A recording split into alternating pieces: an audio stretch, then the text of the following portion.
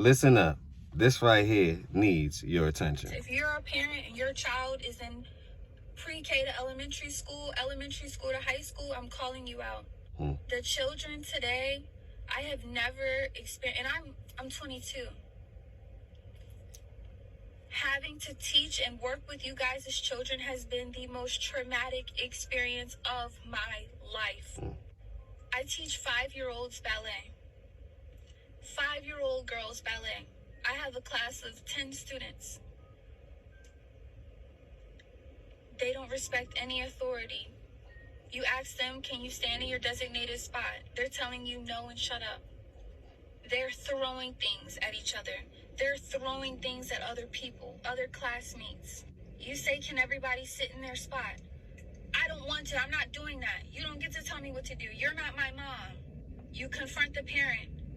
The parent tries to argue with you and fuss at you because you tried to reprimand and redirect their kid.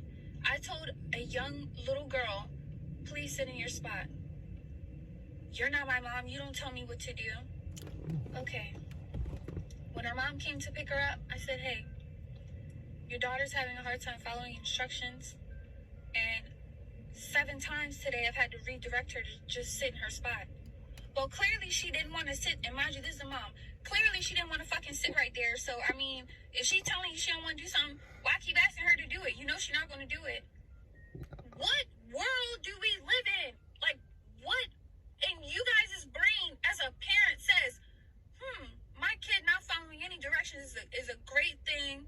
It's not that serious, and y'all don't have a right to tell her what to do. It's sad. It's sad. It's really, really sad. And another thing that's heart-wrenching is horrifying. It is horrifying. Your 5-year-old daughters are asking to listen to Pound Town and Ski Yee.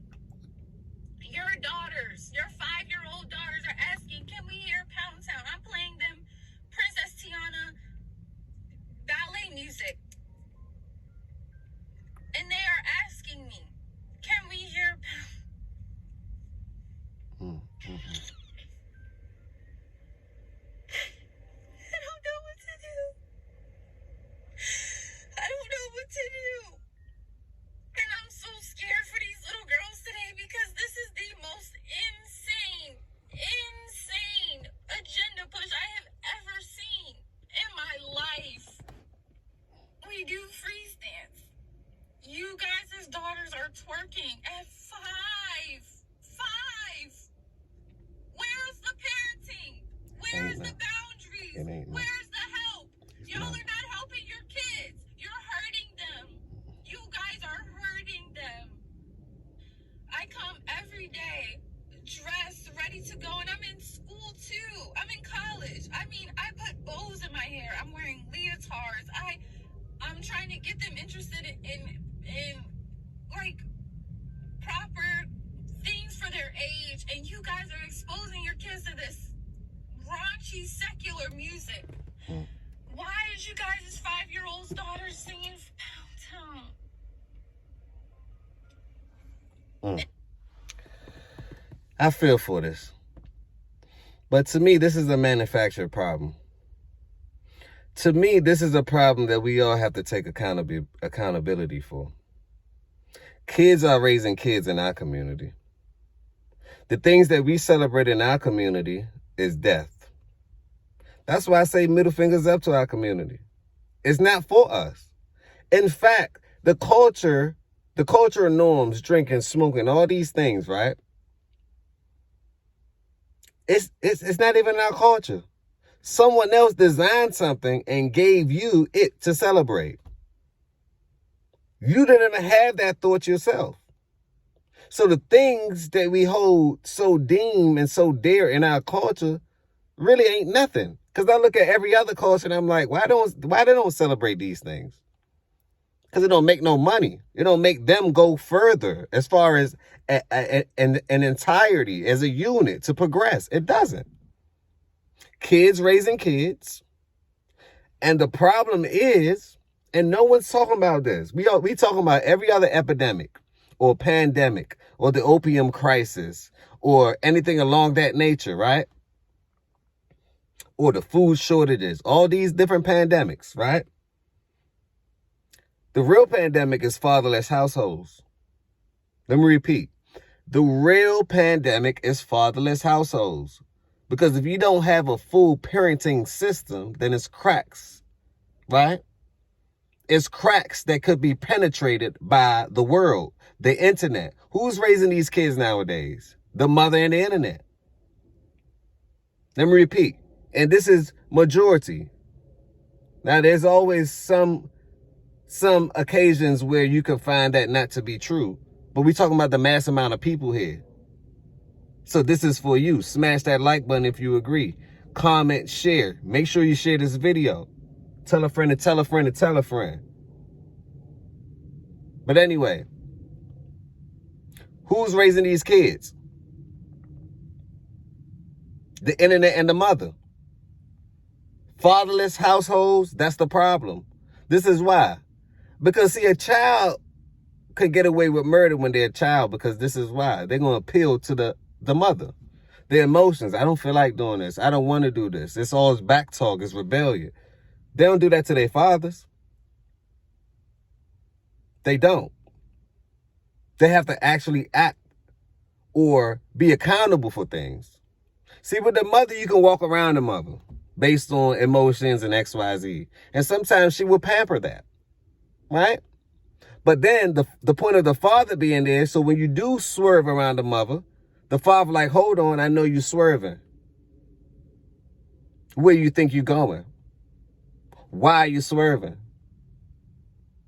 It make you dot your I's and your T's. Smash that like button if you agree. Nowadays, it's totally different. The kids are telling the parents what to do. Not only that, the states, right? The laws are giving power to the kids to govern the parents. Smash that like button if you agree. They're telling the kids, hey, if you want to choose your pronoun, you can choose it without your parents' permission. Last time I checked, when I was younger, in order to go to a field trip, right, you had to have your guardian's signature, your parent's signature. It seems to me these kids are forging their parents' signatures. They the parent. They won't go to Six Flags at the end of the year, no matter if they was good or not. They're going to forge that signature. They the parent. They're going to say, well, I identify as this, so I must go. You see, we're incentivizing. These are the laws now. The laws are incentivizing the kids to act out, while also apprehending the fathers and throwing the keys away, throwing them in jail. While, in the same notion, incentivizing the mother to, hey, let's split up the family. I give you some money for doing it. Let me repeat. It's called child support. Let's split up the family. I'll give you some money for doing it, but don't complain, right? When your kids get older and they want to step on you and walk all over you and they don't have no respect for you. Don't complain. Don't cry. Why? Use the money that we gave you to wipe your eyes.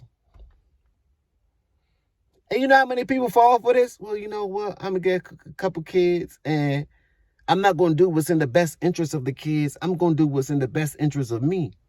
Yeah, because it's all about me. And this world is about me. How?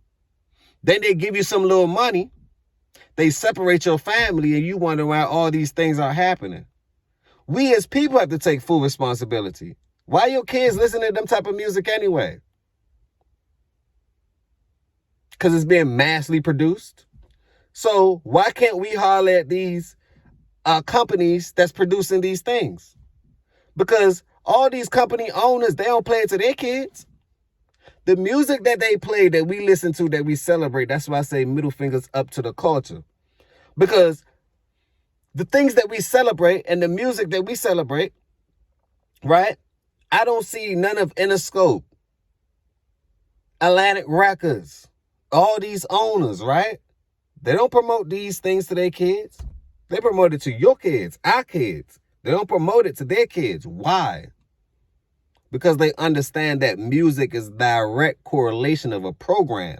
Music is a frequency. Frequency is a program. So if I speak to you like I'm doing right now, I can program your mind.